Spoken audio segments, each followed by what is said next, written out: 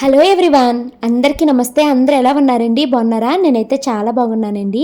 ఇదైతే Sunday vlog అండి. So morning లేచేసరికి అయితే 8:30 అయ్యింది. ఇంకా లేచి బ్రష్ చేసుకుని వెంటనే స్నానం చేసేసి డ్రెస్ అయితే వేసేసుకున్నానండి. నైటీ చేంజ్ చేసేసుకున్నాను. సో ఇంకైతే మాత్రం నేను అత్తయ్య గారు నైట్ మిగిలిపోయిన అన్నాన్ని చింతపండు గుజ్జుంది అనేసి పులిహార కింద కలిపారండి. ఇంకా మావయ్య గారికి అత్తయ్య గారి కోసం అయితే బయట నుంచి ఇడ్లీలు అయితే తెప్పించేశాను. ఇంకా నేనైతే టిఫిన్ తినడం కంప్లీట్ అయిపోయిందండి. మా వారైతే మటన్ అయితే తీసుకుని వచ్చారు.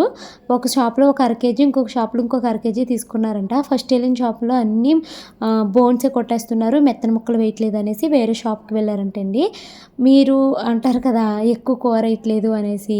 సో ఇంకోండి మా అత్తయ్య వాళ్ళు మెత్తగా ఉన్న ముక్కలే తినలేరు. ఇంకా అన్ని బోన్స్ వేసేస్తే ఎక్కడ తినగలుగుతారు చెప్పండి. అందుకనేసి ఇంకా ఒక షాప్ అతను బాగా ఇవ్వట్లేదని వేరే షాప్కి అయితే వెళ్ళారంట. ఇంకా నేను దీన్ని నీట్గా వాష్ చేసేసి దీంట్లోకి ఉప్పు, కారం, పసుపు, అల్లం వెల్లుల్లి పేస్టు, గరం మసాలా అన్నీ అయితే వేసేసుకుని వీటిని బాగా మిక్స్ చేసేసి ఒక హాఫ్ అన్ అవర్ అయితే పక్కనైతే పెట్టేసుకున్నానండి. సో ఇది మొత్తం మగ్గడానికి టైం పడుతుంది. అంటే అది మగ్గించాల్సిన పని ఏమీ లేదు. నేను ఇంకా ఉల్లిపాయలు అయితే కట్ చేసుకోలేదనమాట. ఇంకా నేను ఇవన్నీ చేసుకుంటున్నాను అనేసి అత్తయ్య గారు ఉల్లిపాయలు నేను కట్ చేస్తాను అన్నారు. ఇంకా నేను పలావ్ అయితే చేద్దాం అనుకుంటున్నానండి. సో పలావ్లోనికి టమాటాలు ఇంకా ఏమేమి ఉన్నాయో అవి కూరగాయలు అయితే తీసుకున్నాను. బీన్స్ ఉన్నాయి, క్యారెట్ ఉంది, టమాటా, కొత్తిమీర, పుదీనా అయితే ఉన్నాయన్నమాట. వాటన్నిటిని తీసుకుని నీట్గా అయితే వాష్ చేసుకున్నాను. ఇంక వీటిని అయితే ముక్కల కింద కట్ చేస్తున్నానండి. మా అత్తయ్య గారు అయితే వాళ్ళకి టీ అయితే పెట్టుకుంటున్నారు. బ్రేక్ఫాస్ట్ తర్వాత టీ తాగలేదు అనేసి టీ అయితే పెట్టుకుంటున్నారనమాట. ఇంకా అత్తయ్య గారికి ఇంక ఈరోజు అస్సలు కుదిరే లేదు మనసు. ఎందుకు అంటే నేను ఆ వ్లాగ్లో మీకు చెప్పాను కదా, మా అత్తయ్య వాళ్ళు వెళ్ళిపోవాలి అనేసి అనుకుంటున్నారండి. నిన్న టికెట్ కన్ఫర్మ్ అవ్వలేదు కదా, మీరు ఆగిపోండి మళ్ళీ టికెట్ చేసి తీసుకెళ్తాము అంటే, లేదు వికలాంగులు భోగి అని ఎక్కేస్తామనేసి వెళ్ళారు. కానీ అది ప్లేసే దొరకలేదు, ఎక్కలేదు, ఇంటికి వచ్చేసాము. అయ్యో నేను వెళ్ళిపోయి ఉంటే పని అయిపోయేది కదా, ఎందుకు ఇంకెంత లేట్ అయిపోతుంది, ఈసారి మా ప్రయాణం ఏంటి కుదరలేదు, ఇలాగ అయ్యింది ఏంటి అనేసి ఇంకా ఆవిడ ఈరోజు తెగ బెంగపడిపోతున్నారనమాట. ఇంకా ఒకటే ఆలోచనలు. నేనేమంత కంగారు ఏమొచ్చేసింది, ఇంకొక 2 రోజులు ఉంటే మీకు ఏం నష్టం వచ్చేసింది, ఉండొచ్చు కదా అంటే, లేదు ఇప్పటికే ఇక్కడికి వచ్చి 22 డేస్ అయిపోయింది, ఇంకా వెళ్ళిపోతాను అనేసి అంటున్నారన్నమాట. అంతే కదండి, ఎవరిల్లు వాళ్ళకి చాలా ఇష్టము, చాలా ప్రేమ అయితే ఉంటుంది కదా, బెంగ అయితే పుట్టేస్తుంది. మా అత్తయ్య గారిని ఉల్లిపాయలు కట్ చేయండి అత్తయ్య అంటే అసలు పెద్ద పెద్ద ముక్కల కింద కట్ చేసేసారండి. ఇంకా కొన్నేమో ఉల్లిపాయ ముక్కలు కూరకైతే వేసుకున్నాను, కొన్నేమో బిర్యానీలో వేద్దాంలే అని ఉంచాను అనమాట. ఇంకా ఎక్కువైపోతాయేమో అనేసి కొన్ని బాక్స్లో అయితే పెట్టేద్దామనేసి అనుకుంటున్నాను. మా అత్తయ్య గారు అసలు పెద్ద పెద్ద ముక్కలు కట్ చేసేస్తారండి. నేనేమో చాకుతో చిన్న చిన్నగా చీరుకుంటాను కదా, సో నేను కట్ చేసుకుంటాను అన్నాను. ఇంకా ఆవిడ నేను ఖాళీగా ఉన్నాను కదా, నేను కట్ చేస్తాను అనేసి ఆవిడ కత్తి పెట్టేసుకుని కూర్చొని కట్ చేశారు. పెద్ద పెద్ద కట్ చేశారనమాట. ఇంకైతే ఇంకోండి నేను స్టవ్ మీద ఉల్లిపాయలు పెట్టాను కదా, ఉల్లిపాయలు అయితే మగ్గుతున్నాయి. ఈ లోపల నేను బిర్యానీ కాదు పలావ్ అయితే చేస్తున్నాను. ఈ మధ్యకాలంలో అస్తమాను బిర్యానీయే తింటున్నాం కదా, పలావ్ లాగా చేద్దాము అనేసి పలావ్ కోసం అయితే బిర్యానీ స్పైసెస్ని ఇలాగ కొట్టుకుంటున్నాను పప్పు గుత్తుతోటి. మిక్సీ పట్టుకోవచ్చండి, బట్ నేను కొంచెమే కదా మనకు కావాల్సింది, మిక్సీ పడతాం ఎందుకు, మిక్సీ తిరగదు అనేసి ఇంకా గ్లాస్లో పప్పు గుత్తేసి చెదగొట్టేస్తున్నాను. నేను చిన్నది మా వారిని ఎప్పటి నుంచో కొనమంటున్నాను, ఇలాంటివి చెదగొట్టుకోవడానికి ఉంటుంది కదా, దాన్ని ఏమన్నా తెలీదు, అంటే రోకలి అలా ఉంటుంది కదండి, సో అది కొనుక్కుందాము అంటే తెస్తాను అంటున్నారు. ఆయన తేవట్లేదు అనమాట. నర్సాపురంలో అమ్మ దగ్గర అయితే 2 ఉన్నాయండి, అమ్మకి ఎవరో ఇచ్చారంట. సో నేను అది ఒకటి తెచ్చుకుంటే బాగుండాలని అనుకుంటున్నాను, కానీ బరువు మోయలేక ఆగిపోతున్నాను. ప్రతిసారి ఏదో ఒకసారి వెళ్ళినప్పుడు తెచ్చుకోవాలి. నాకు డ్రై మసాలా వాడే కన్నా తడి మసాలా వాడుకోవడం చాలా ఇష్టమండి. ఎందుకంటే అమ్మ అన్నిటికి తడి మసాలా అప్పటికప్పుడు సనికేల్లో వేసుకుని మెత్తగా నూరైతే వండుతుంది అనమాట. సో అందుకేనేమో మరి అమ్మ చేసే ఏ కూర అయినా సూపర్ టేస్టీగా అనిపిస్తుందండి నాకు. మా అత్తయ్య గారు కూడా అన్ని తడి మసాలాలే వాడతారండి. అప్పటికప్పుడు కొంచెము లవంగాలు, వెల్లుల్లిపాయలు, అల్లము ప్రతిదీ శనకాయల్లో వేసుకుని మెత్తగా నూరి దాన్ని అలా చేతితో తీసుకొచ్చి కూరలో వేసుకుంటారు, చాలా బాగుంటుంది. సో నాకు కూడా ఇప్పటి నుంచో అదొక కోరిక అయితే ఉండిపోయిందనమాట. సో అది గ్లాస్ లాగా ఉండే శనకాయలు లాంటిది కాకుండా అమ్మ వాళ్ళకి నూరేది ఉంటుందండి, మీకు నర్సాపురం వెళ్ళినప్పుడు చూపిస్తాను.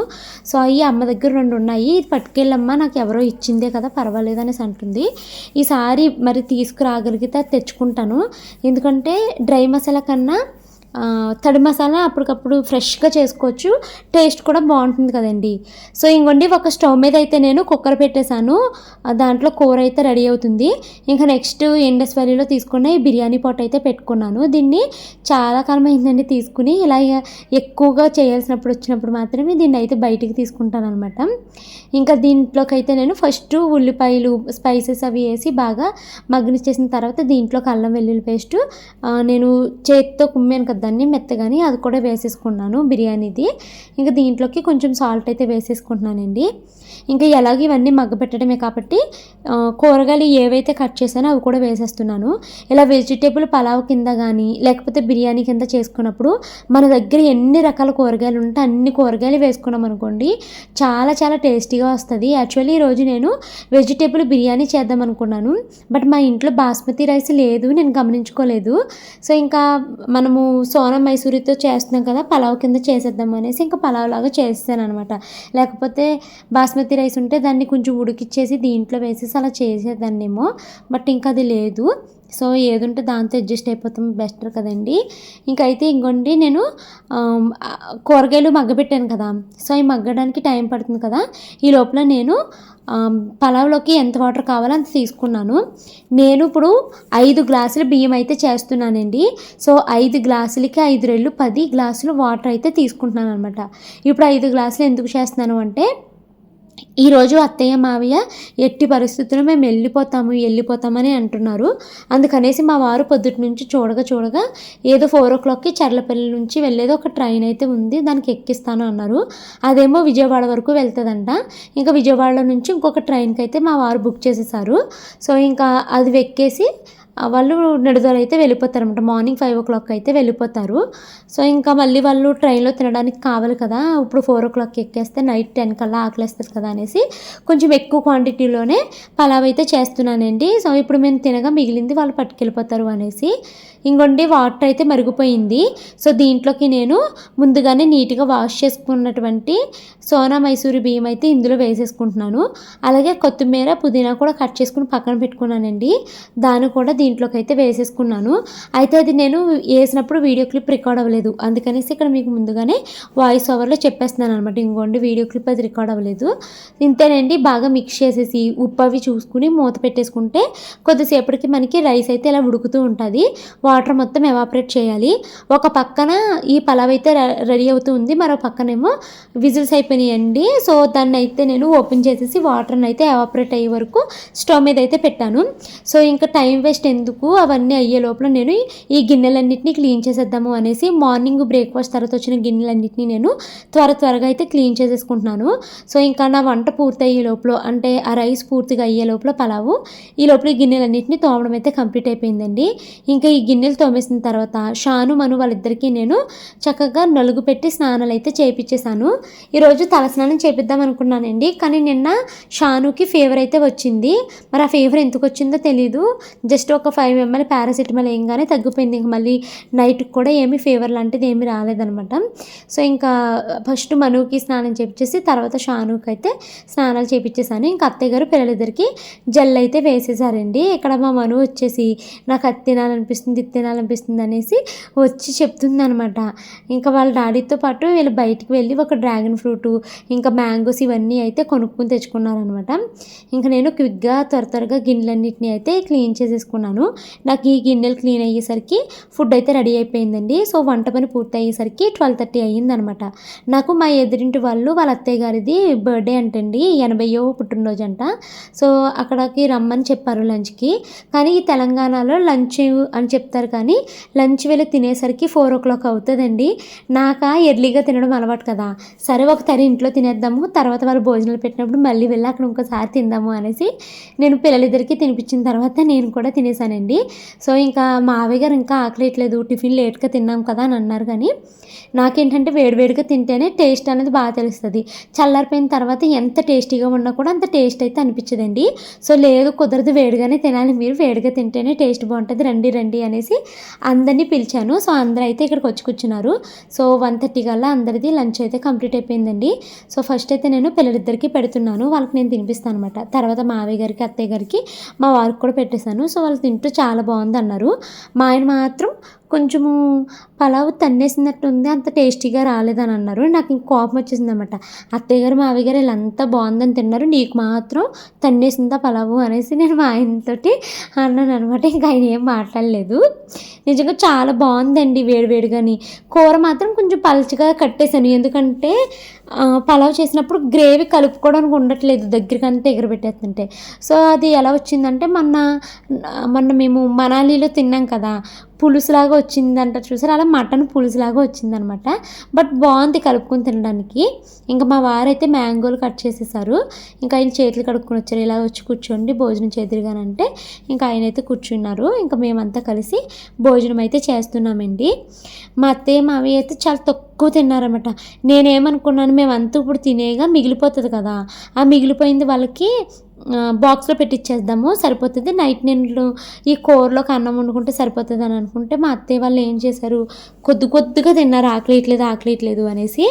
ఇంకా నాకు ఈరోజు ఒక పూట వండింది నైట్ డిన్నర్లోకి కూడా సరిపోయిందనమాట. ఇంక ఇదిగోండి భోజనం చేసేసి కాసేపు కూర్చుని కబుర్లు అవి చెప్పుకున్న తర్వాత ఇంకా 4 o'clockకి మా వారైతే క్యాబ్ బుక్ చేశారు. సో ఇంకా బయలుదేరిపోతున్నాం అనమాట రైల్వే స్టేషన్కి. నేను ఇప్పుడు వచ్చేప్పుడు చర్లపల్లి రైల్వే స్టేషన్కి అయితే వెళ్ళలేదండి. సో అందుకని మళ్ళీ నేను కూడా వస్తాను. చర్లపల్లి రైల్వే స్టేషన్ నేను ఎప్పుడు వినలేదు, మామూలుగా టీవీలో చర్లపల్లి సెంట్రల్ జైలు అని ఇలా అంటారు కదా, అది మాత్రమే విన్నాను. చర్లపల్లి ఎప్పుడు రాలేదు శ్రీవారం అంటే, సరే మరి నువ్వు కూడా రా అన్నారు. ఇంకా నేను వెళ్తే నాకు 2 తోకలు ఉన్నారు కదండి, షాను మను, వాళ్ళిద్దరు కూడా వచ్చేసారనమాట. పోనీ వచ్చిన వాళ్ళు నడవరండి, నిద్రపోతారు కారులోని ఆటోల్లోని. మళ్ళీ వీళ్ళు ఒక మోత, అసలే లగేజ్లు మొయ్యాలి, మళ్ళీ మనుని ఎత్తుకుని తిప్పాలన్నమాట. దింపామనుకో, ఎందుకు దింపావు నా నిద్ర డిస్టర్బ్ అయిపోయింది అని ఏడుస్తుంది అనమాట. ఇంకా లేగమ్మా మొయ్యలేకపోతున్నాను అంటే అలా లెగిసింది అనమాట ఏడుస్తూను. చాలా బాగుందండి Charlapalli railway station. First time వచ్చాను. మా షాను మను ఇదేంటి ఎయిర్పోర్ట్లా ఉంది అనేది అంటుందన్నమాట. మా మను అంత పెద్దగా ఉంది. మేబీ కొన్ని రోజులకి సికింద్రాబాద్ రైల్వే స్టేషన్ కూడా ఇంత పెద్దగా అయిపోతుందేమో, ఇంత బాగుంటుందేమో అని.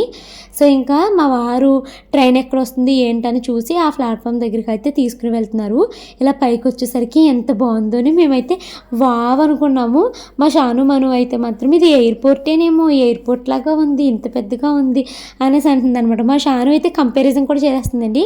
సికింద్రాబాద్ రైల్వే స్టేషన్ ఇంత ప్లేసే ఉంటుంది పైకి నడుస్తున్నప్పుడు, ఇక్కడ ఇంత ఖాళీగా ఉంది అనేసి ఇలా కబుర్లు చెప్తుంది అనమాట. ఇంకా అయితే మేము ఇక్కడ వెయిట్ చేస్తున్నాము. ట్రైన్ అయితే వచ్చేసిందండి. ఇంకా మావయ్య గారిని అత్తయ్య గారిని అయితే మేము ట్రైన్ ఎక్కిచ్చేసాము.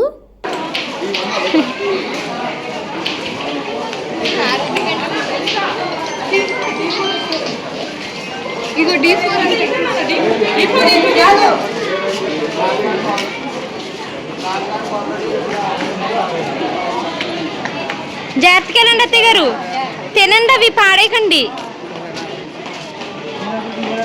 బాక్స్ నేను వచ్చినప్పుడు తీసుకుంటాను, పిల్లది అది స్నాక్స్ బాక్సే. Bye bye. రండి.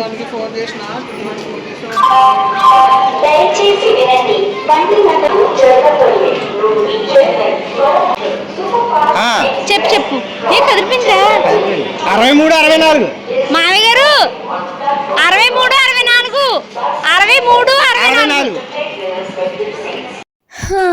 మా వారు చేసిన పనికి ట్రైన్ వెనకాల ఎంత దూరం పరిగెట్టేశానో నాకే తెలియదండి నేను. ఎందుకంటే మా మావయ్య గారికి టికెట్ నెంబర్ వచ్చేసి 63 64 అని చెప్పారు కదా, అది నెక్స్ట్ ఇంకో ట్రైన్ ఎక్కుతారు కదా విజయవాడలోని, ఆ నెంబర్స్ అయితే చెప్పేశారనమాట. ఇక్కడ నెంబర్ వచ్చేసి 1 2 3 అంటండి, కానీ 63 64 అని చెప్పారు కదా. ఇంకా నాకు భయం వేసింది అనమాట, ఎంతసేపు మావయ్య గారికి తెలుస్తుందా లేదా, ఫోన్ కూడా లేదు ఫోన్ చేసి చెప్పడానికి, ఇప్పుడు వాళ్ళు ఇబ్బంది పడిపోతారేమో అనేసి మేము ట్రైన్ వెనక చాలా దూరం పరిగెట్టామన్నమాట. ఎందుకంటే ట్రైను మళ్ళీ ఎవరో ఎక్కలేదనేసి ఆపండి అని రిక్వెస్ట్ చేస్తే మధ్యలో ఆపారు. సో ఆగింది కదా అని పరిగెట్టుకుంటూ వెళ్ళేసరికి కరెక్ట్గా మేము మావయ్య గారి దగ్గరికి వెళ్ళేసరికి మళ్ళీ ట్రైన్ కదిలిపోయింది అనమాట. అయ్యో అని అనిపించిందండి. అత్తయ్యని మావయ్యని అయితే రైల్వే స్టేషన్లో దింపేసి మేమైతే వచ్చేసామండి ఇంటికి. ఇంక ఈరోజు నైట్ డిన్నర్ వండే పని అయితే లేదు. మార్నింగ్ నేను వాళ్ళ కోసము పలావ్ అయితే చేశాను కదా, అది చాలా ఉండిపోయింది, మాకు ఇప్పుడు అదైతే సరిపోతుంది. సో అది మేమైతే డిన్నర్ కింద చేసేస్తాము.